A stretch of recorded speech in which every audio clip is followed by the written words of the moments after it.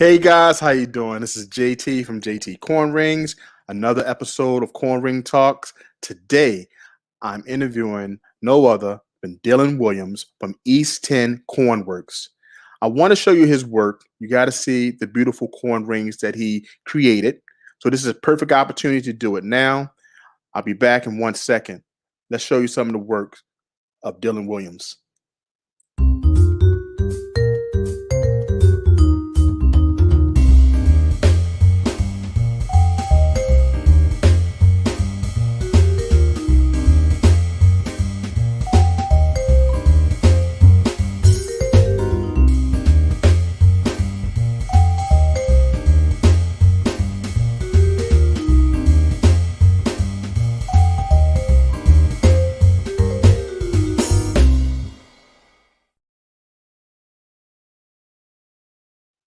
Man, a good display of corn ring magic work. I tell you, beautiful corn rings. I'm an admirer of his page, his IG page, and I checked out some of his work, and I'm really a big fan of everything that he's doing right now. But I want to give you an opportunity to meet the creator of those beautiful rings. So, introducing Dylan Williams. Hey JT, thanks for having me on here. Hey, my pleasure, man. I really appreciate you taking the time out to be on Corn Ring Talk.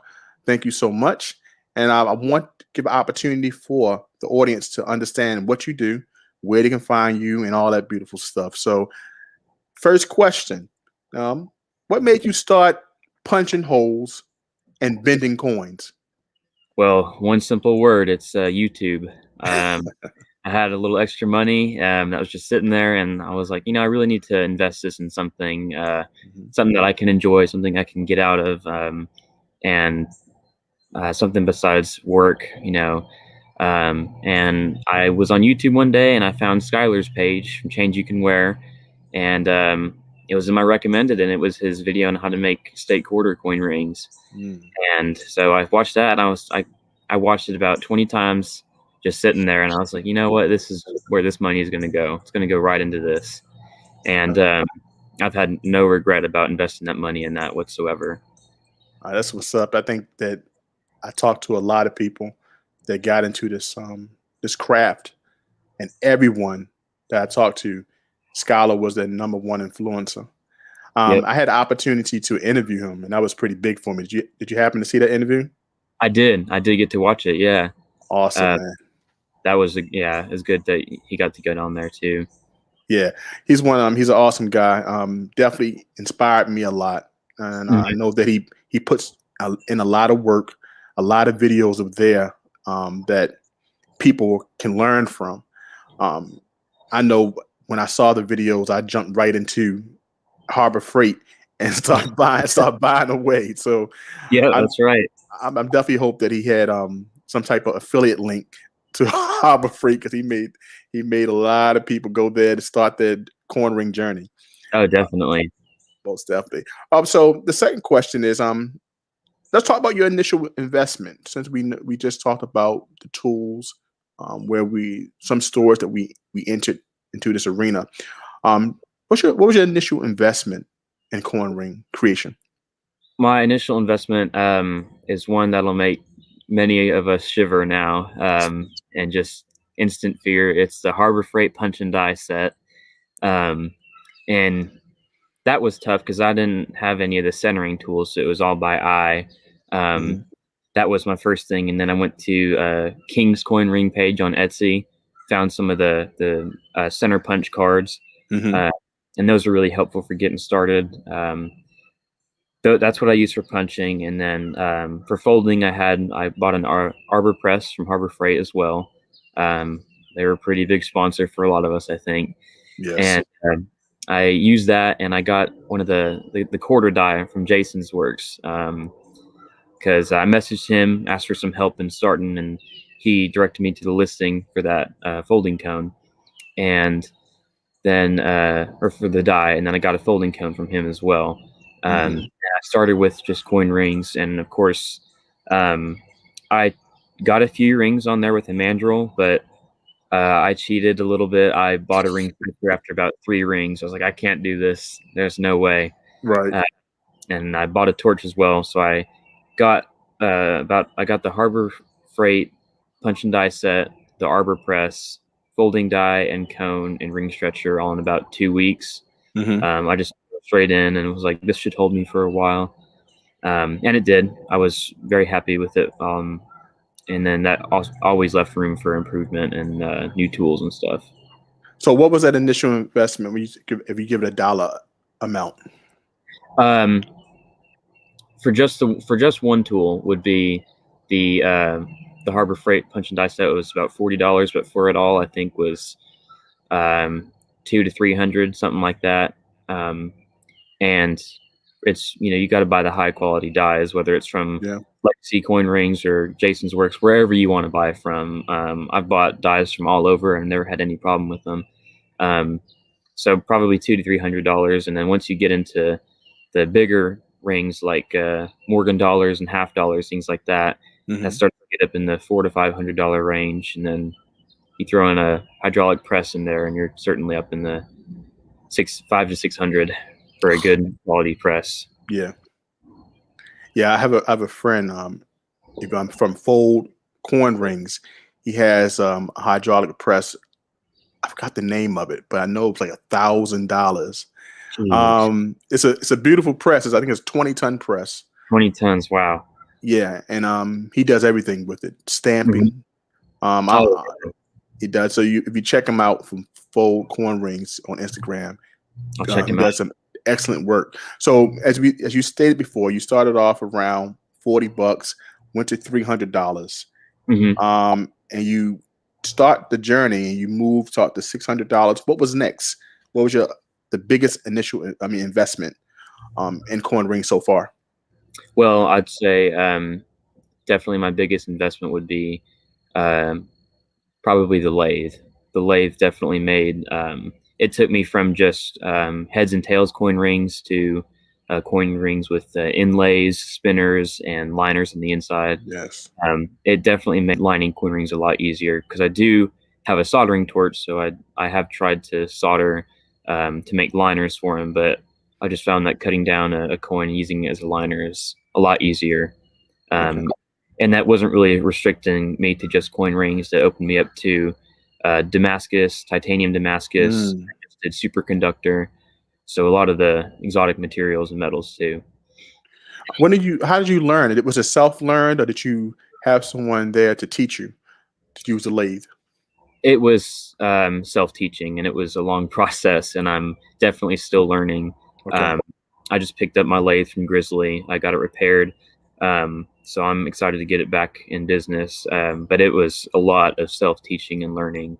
My brothers helped me because they were both experienced in some machining stuff. So both of them really helped me get started and showed me the do's and don'ts. And I like to do a lot of the don'ts. So they helped me steer me away from all those. But it's been a lot of self-teaching and just watching videos of other people doing it, seeing how I can do it, what I can do better, and just a lot of improvement, things like that. Okay. Well, I've seen some lathes in the market. You said you purchased a Grizzly. Yes. Okay. So do you recommend the one maybe I can find at Harbor Freight? Do you recommend that you go top line, go Grizzly because the functions? That's a tough question because I had two Harbor Freight lathes before. One was damaged, so I had to return it and bought another one. Had the same problem. So that was the reason I bought the Grizzly. But while the Grizzly was out of commission and getting repaired, I temporarily purchased a Harbor Freight 7x10.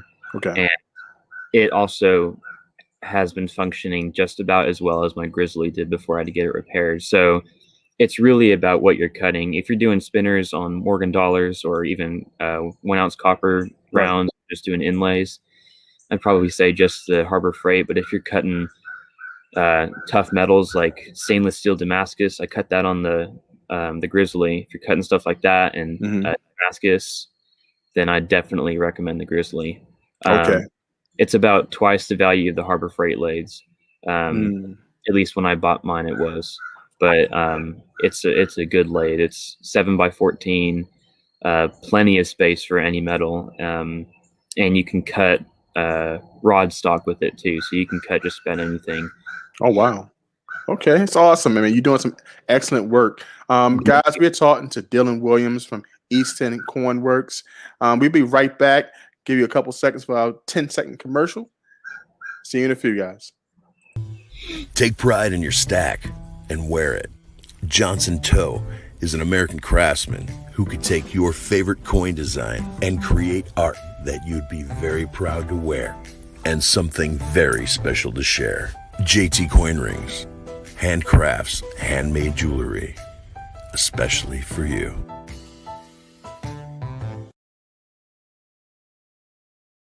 Hey guys, we are back. We're talking to Dylan Williams from East Tenn Corn Works. And my next question for Dylan is, Dylan, you talked about the lathe. Mm-hmm. You know about the grizzly. It's about getting that quality. One of the things that I saw on your IG page that I absolutely love was that the fact that you take sand from different locations that you visit and you place that inside your rings. Can you talk about that process? Absolutely. It's really, really cool. It's one of my favorite. It's always just really nice to make the sand rings. I basically get a steel ring blank. I have some customers that prefer tungsten, titanium. Most of the time I'll get tungsten because it's super tough, can only be scratched by other tungsten, carbide, or diamond. And I use UV resin. A lot of people use the CA glue to inlay, but I prefer to use the UV resin. It has a better shine to it. And it's a hardening resin, hardens with UV light. So I have a little UV flashlight that I harden it with. I set the sand in the channel, put the resin over it, and it only takes about 30 seconds to cure one section. And once I get all that down, I grind the higher parts with a Dremel, and then I go from 80 grit to 7,000 grit, and then polish. Man, you taught some great stuff. How did you? Was it trial and error when it came to learning what to use from the resin to the other supplies? It was definitely trial and error. I started off with the CA, and it holds well with no problem at all, and I never really had any issues with it. But when you use the accelerator to harden it, it kind of bubbles up and turns white. And for those who don't know what CA is, can you explain what it is, please? yes, CA is a cyanoacrylate. It's a high-grade super glue. Okay. It was actually first invented for the Vietnam War for holding up wounds temporarily. And now it's been commercialized and marketed as super glue. And I've got thin, medium, and thick viscosity CA.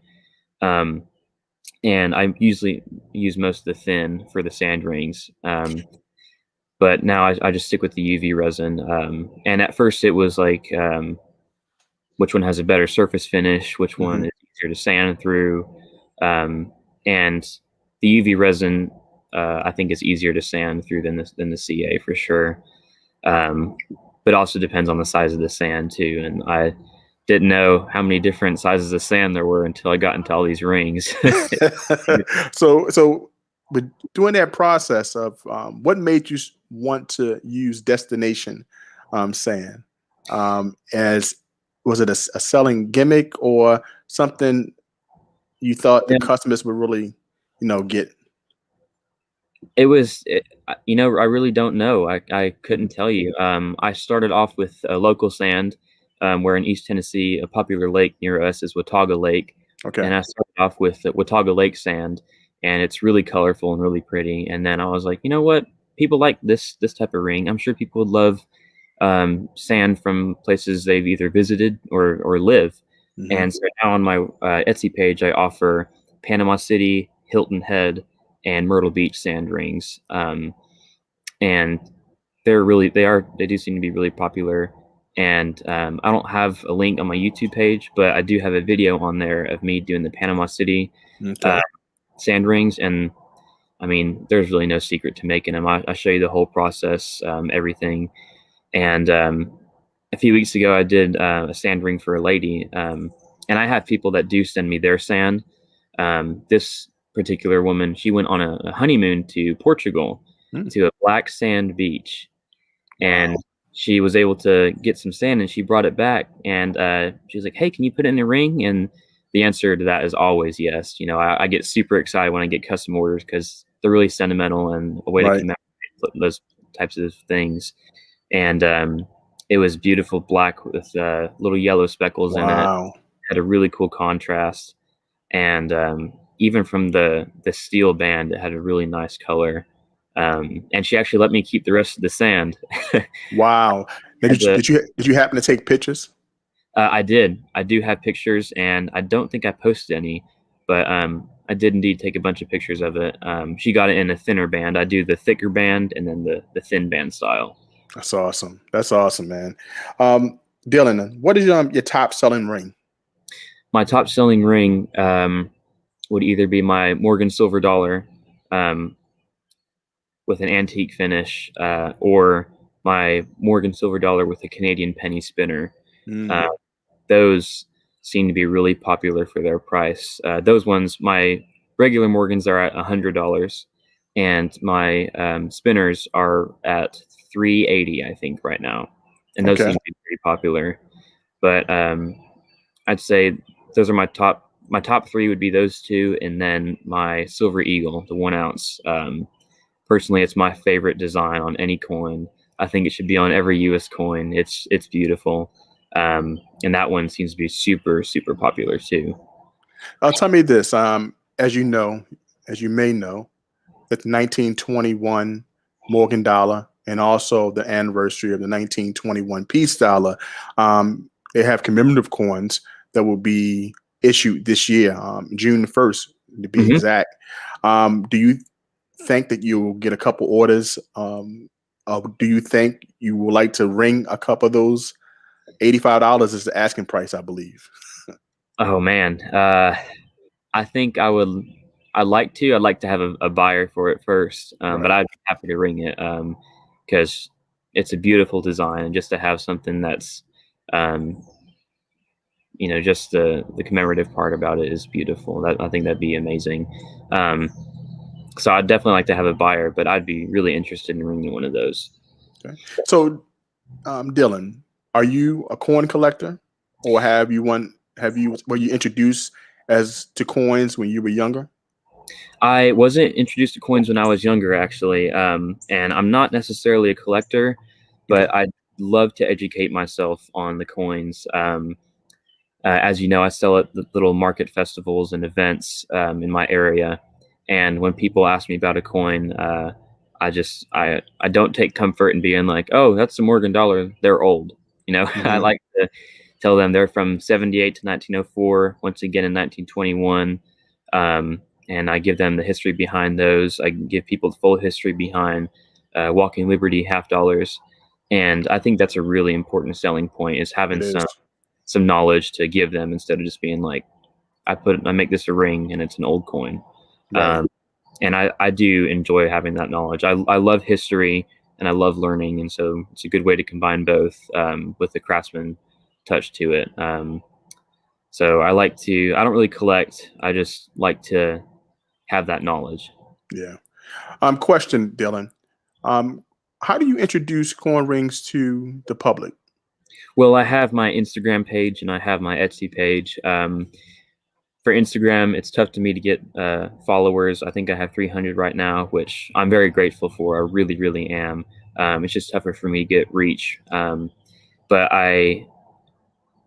one of my favorite things to do is I go to those market festivals, Hmm. and these wonderful ladies in our town hold a festival called the Model City Antique and Flea Market, because the city I live in, Kingsport, is known as the Model City. So Okay. they have this 3-day event. They just have one in spring. They'll have one in October. And that's where I sell my ring that I do, the Canadian large cents, state quarters, Morgan dollars. I sold at this past one, I sold a Morgan spinner. It was one I couldn't resize, and it fit the guy perfectly. Wow. And his friend got a Morgan with the Purple Heart wood liner in it, and it fit him perfectly. Um, Wow. so that's how I reach to people. And along with those, I sell at 2 shops. The trading shops have their own little enterprise here in Tennessee, and they're wonderful people, and so I have a booth in their Tazewell store, Hmm. a little bit further away from us. But then I have one in downtown Bristol, which is part of the Tri-Cities that we live in, and I get really good traffic down there because we have a racetrack that Okay. from all over, and they go in there and they check out my stuff, and um, I get really good sales in there. But one thing that I find priceless that I get from there is traffic and reach. Hmm. I get some custom orders and people ask me, can I resize this? And, I say, yes, of course. I sell coin rings down there, and I also have a little shelf for my sand rings as well, so people can get a feel of everything that I do. I checked out one of your stands. You had a beautiful, beautiful layout. I love the Thank fact that one layout you had the wood um, theme. I think it was like a log. I mean, I said this is beautiful, and I also saw how you set your table up, and that's a good opportunity for people to actually see it. hmm So tell the audience, for those who are interested in getting their work put into shops and in different locations, can you share some of your trade tips? Absolutely. It is tough. I'm not gonna lie. It's tough to find these shops, depending on where you're at. I'm in rural Tennessee, but I have been able to find those shops. It doesn't hurt to go walk in downtown of your city or your neighborhood and just go into the shops. And usually it's easy to tell if those shops are vendor based, and just ask them like, hey, are you looking for vendors? Because I have a craft I'd be interested in selling in your store. Hmm.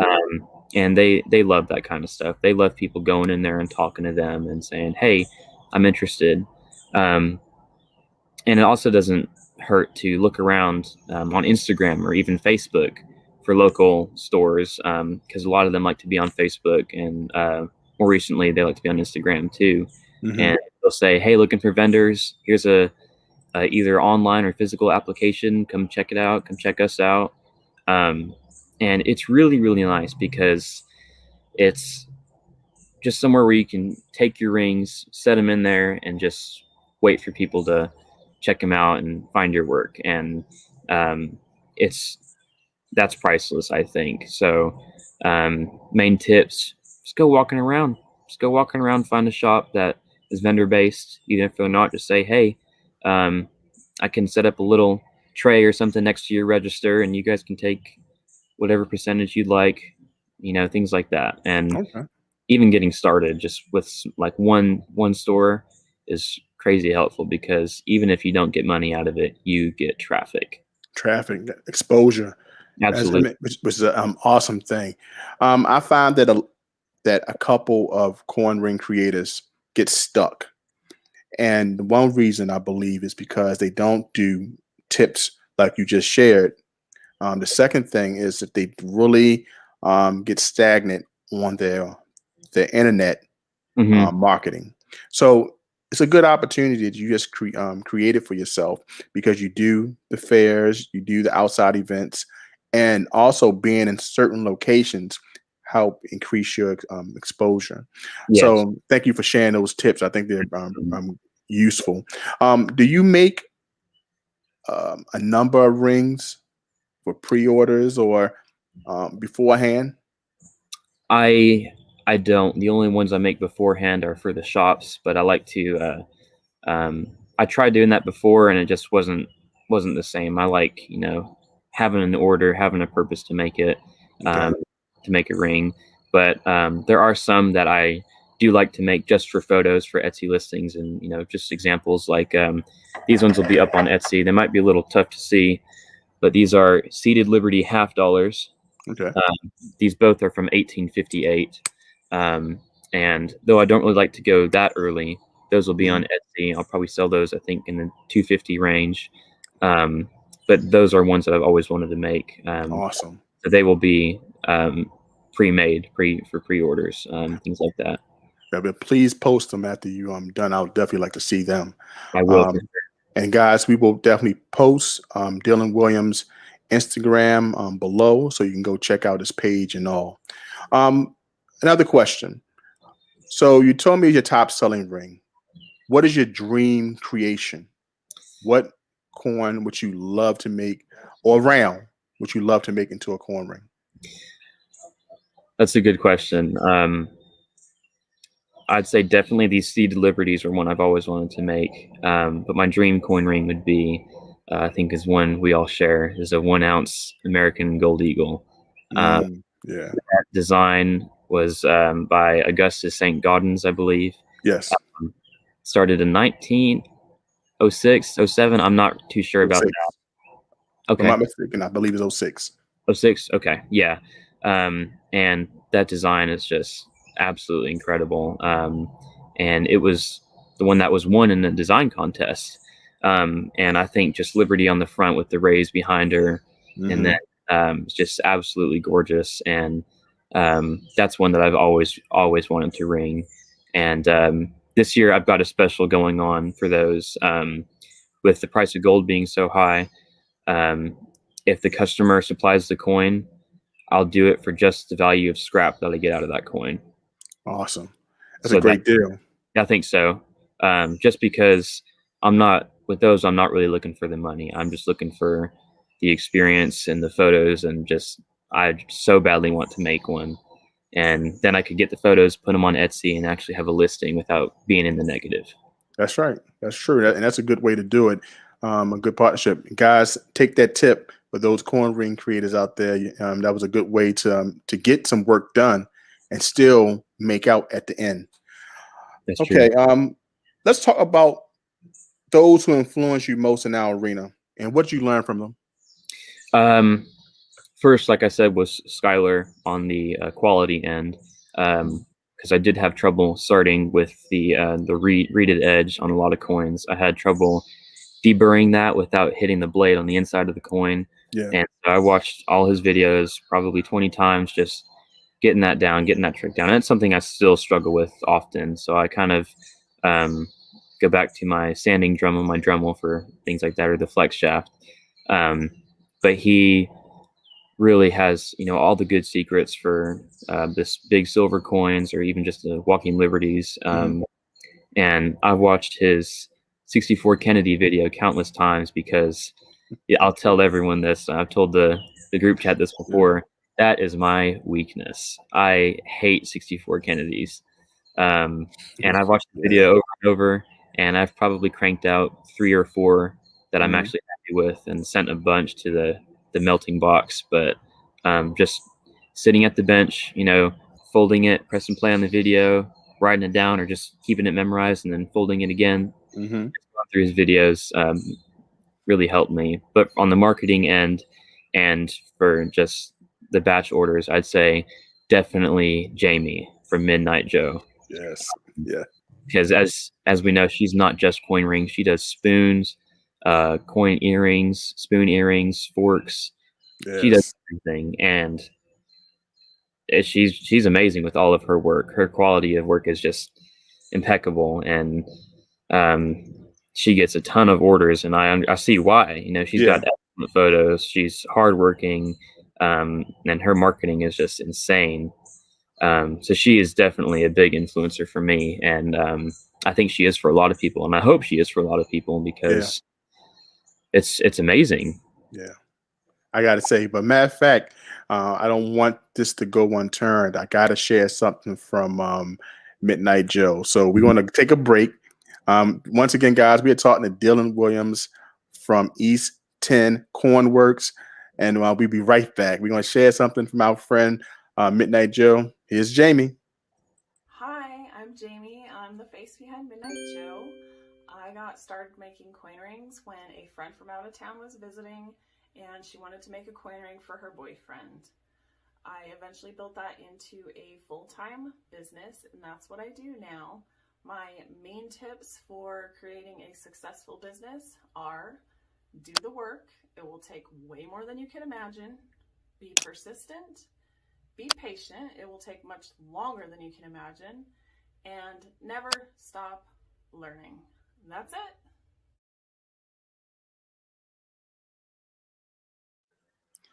That was Jamie from Midnight Joe. I definitely agree with you. She does an excellent job. I love the way that she does her quarter corn rings. She inspired me to do spoons and fork rings. I saw And, the and sh- fantastic. so I'm still working, I'm still learning, but thank you for that compliment. Absolutely. But she has no problem in sharing secrets. Um, she tells me what I need to get. If I need anything, don't hesitate to call. I just love that with this community. I've never met anyone that said no. Yes, I Um, agree. Yeah, so the groups and talking to people like Skylar, talking to people like Laura, Chavez, it's so many people out there that I talk to David Russo from Full Corn Rings Mhm. all the time. That's a good friend of mine, and we share tips. And he fussed me out about me making me a mess. So many people out there that I've learned from. So I definitely agree with you when you grab someone, meet someone who's an influencer, and they definitely help you out with tips. So I thank you for sharing that. Absolutely. Um, Dylan, let the audience know where they can find you, and also share your social platforms. Well, you can find me on Instagram is probably the easiest way to find me and contact me. That'll have my email and my cell phone number on there. So if you need a quote for a ring and need a custom order, just shoot me a text. You can call me, um, leave me a voicemail if I don't answer. And if that doesn't work, just text me, send me an email. I'm also on Facebook. Um, I'm not very Facebook savvy. So if you're on Facebook, Me I've got either. the business suite app that connects Facebook and Instagram. So I'll get your message. And also, just if you want to buy a ring without even having to talk to me, I understand. You can go to my Etsy page, just East 10 Coinworks, and you can find me on there. Awesome, Dylan. Before we leave, we got to get what's your parting words? Give us some advice for those who do corn rings and those who wish to do it in the future. That's a good question. I'm really not one to give advice. Often, I'm more just one to listen. I guess my advice would be if you have flaws with being motivated or starting, just not having the motivation to get started.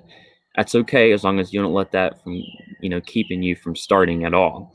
Because if you do that, then you'll just never do it. That's right. And I know I'm really bad about um, being like, yeah, I'll get out there soon. Hmm. It won't take me that long to make this ring, and then you get out there and it takes 3 times longer than expected. Just stick with it. It will be tough. You'll have customers that won't be totally happy with you, but don't let that take away from the ones that have been happy with you. And I'm not saying I've had 500 sales. I'm not saying I've had 200 sales. I think I've had a little bit over 100, Hmm. but they have all been great. And it's even though it's a small business, it doesn't mean you can't be professional about it. You're supposed to have fun, be professional. Have a good time with it, because if you don't, then what are you doing it for? That's right. Um, it's a craft. Everything's handmade, so not everything's supposed to be perfect. It's not supposed to work out all the time, or else everyone would be doing it. That's right. It's tough to get started, and it's tough to keep the investment in tools for sure. But if you want to start making coin rings, do it, because you will not find a better community in any other craft. Like JT said, if you ask someone for help in the coin community, they will never say no. They will share their secrets. They will tell you what they do. And when I started, I felt like the outlier. I was like, oh man, Right. I gotta ask so many people for help, and they're not going to tell me their secrets. Right. That wasn't a problem at all. I know I asked you a few things. I asked Taylor. I asked Mhm. Ben from Asthma Geek for a lot of help, and those are the people that can help, not only with tips, but if you need coins, they probably have them too. And Yes. uh, Tick Jeweler shares a lot of secrets with us too. Hmm. And I mean, we're all in this together. We're all not trying to sell each other out. We're all just making coin rings together. And Right. that's something that you won't find in any other craft. So everyone is willing to help. So just don't be afraid to ask for help. And if you're starting off and you need advice or help with the right tools, I'm not an expert by any means, but I can lead you in the right direction, and I can tell you the mistakes I made because I have made a lot. I went through 4 Harbor Freight punch and die sets because I was using the first 3 incorrectly. So just don't be afraid to ask me or anyone else for help.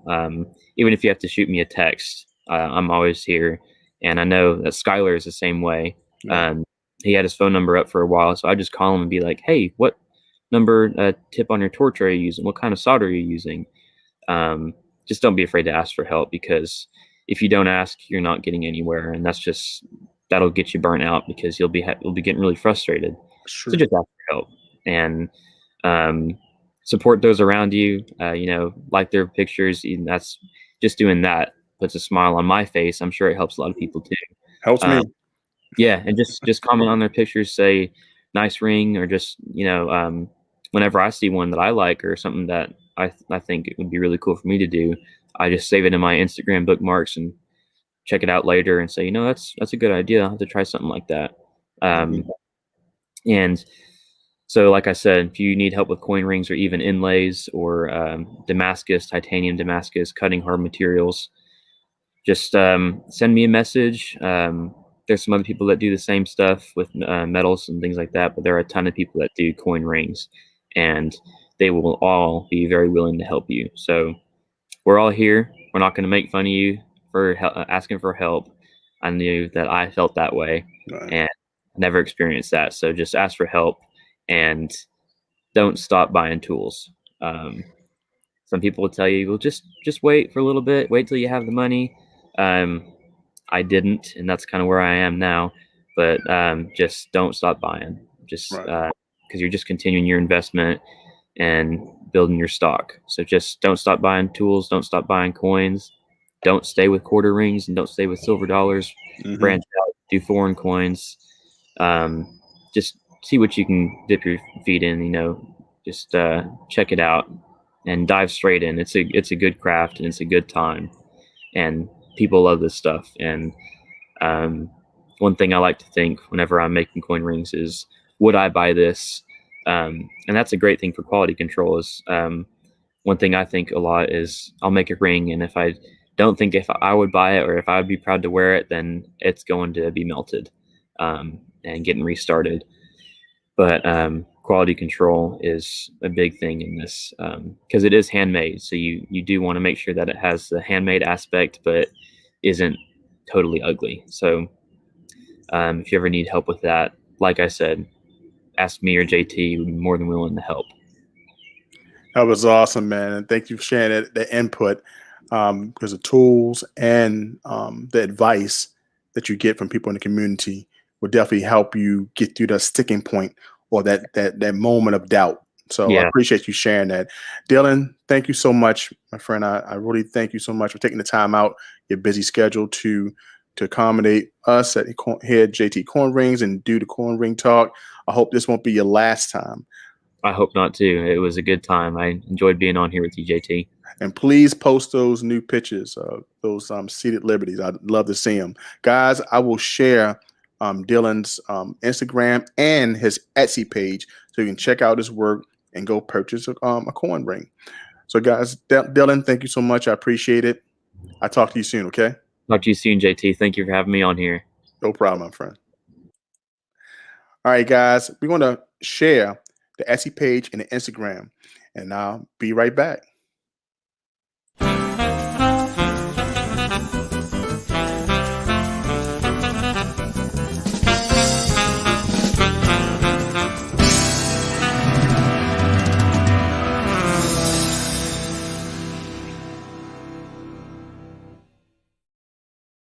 Guys, once again, that was Dylan Williams from East Tenn Cornworks.